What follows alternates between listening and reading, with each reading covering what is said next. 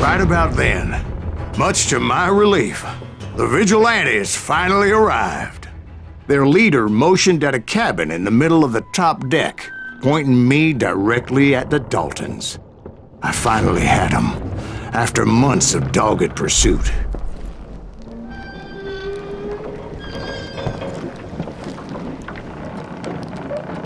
But it turned out that they had me. Take him out! I'm sending you to hell!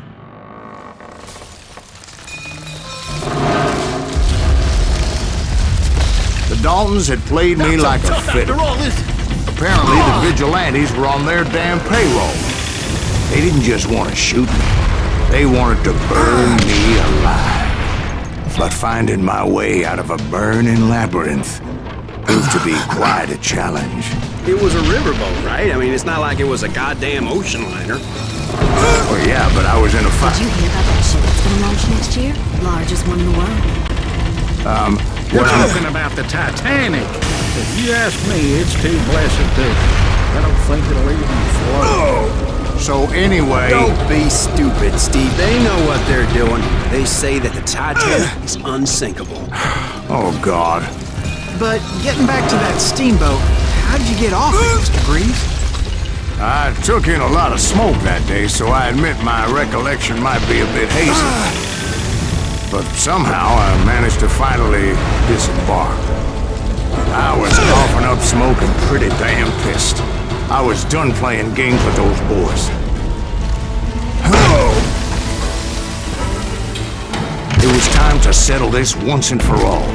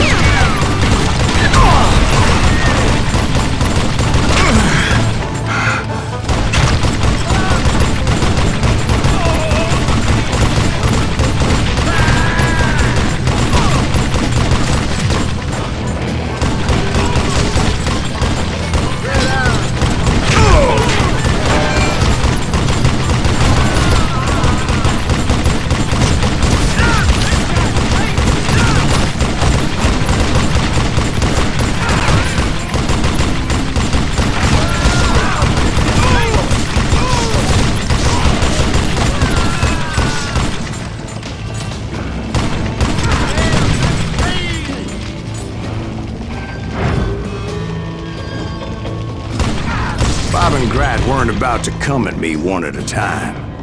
They were in this together. Two brothers side by side, determined to take me down. Confident that this time the odds were on their side.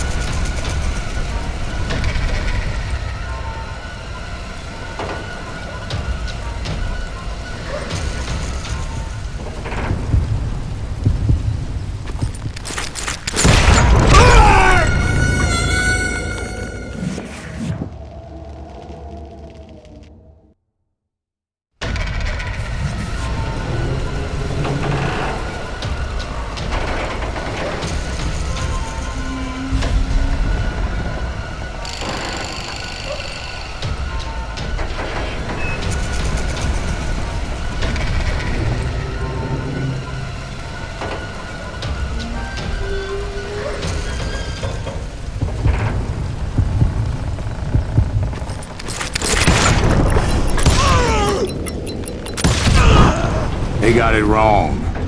A sad end for those two. If they'd only known that Emmett was still alive despite his wounds. Paroled 14 years later, he moved to California and sold real estate and lived off the legend of that fateful day. And the tragic death of his two brothers.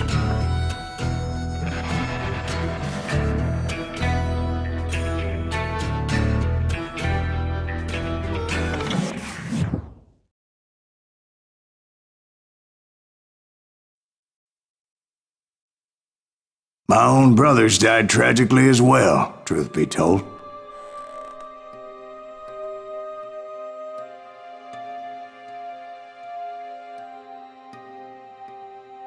It was 1868, and me and my older brothers were pulling a tidy profit running cattle into Juarez, Mexico.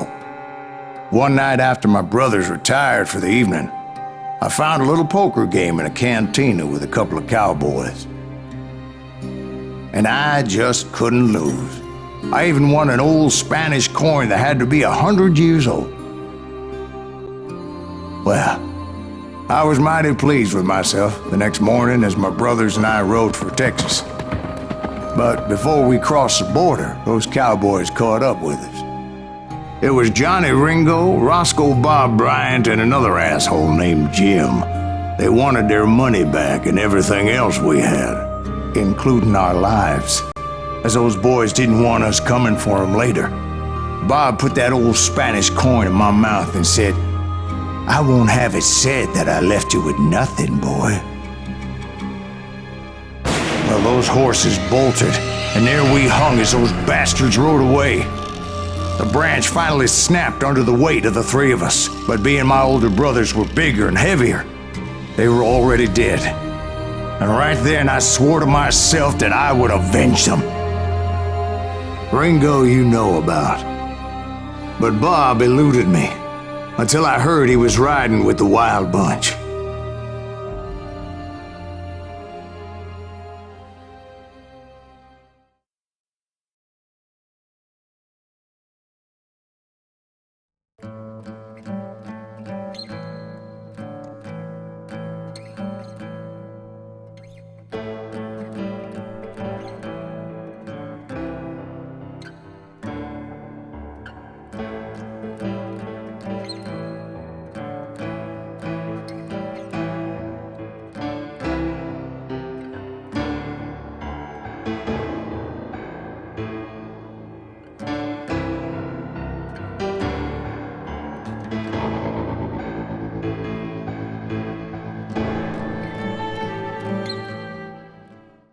I'd been on their trail for months, ever since they left their hideout in the Bighorn Mountains. Led by Butch Cassidy, they were a loose association of outlaws who robbed banks and trains from Colorado to Montana. Among them was the Sundance Kid and that murderous hombre I was tracking, Roscoe Bob Bryant. Were you a part of that giant Pinkerton posse after the Wild Bunch? No, boy. A circus like that would have slowed me down. Besides, I wanted Bryant all to myself. I'd heard about a large shipment of gold being transported to Wilcox, Wyoming on the Overland Flyer. I figured the Wild Bunch would likely hit such a treasure, and by God, I figured right.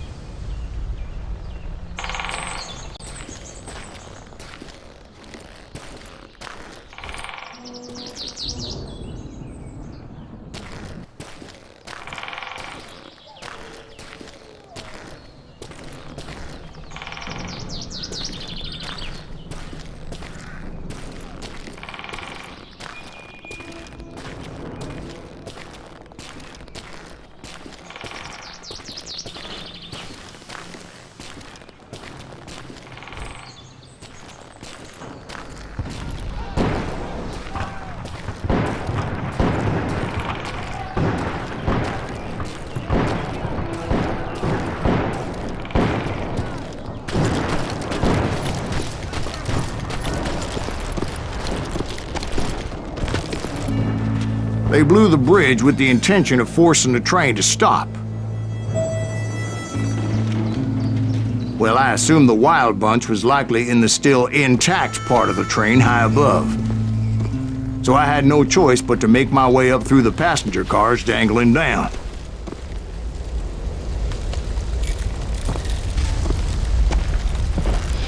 I was determined to make that sumbitch Bob pay for what he did to my brothers.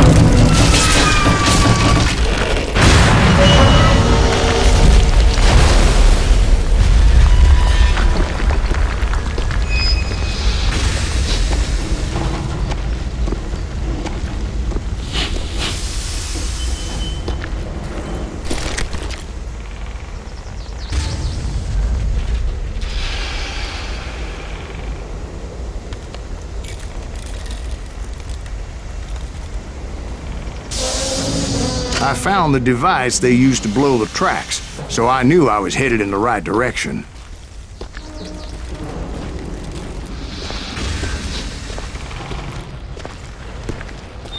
My ears are still ringing from blowing up that ridge.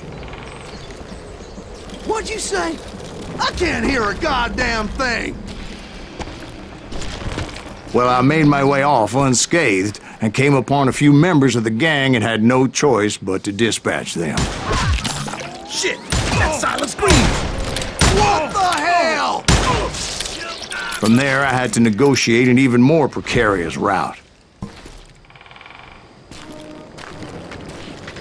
Get out of here!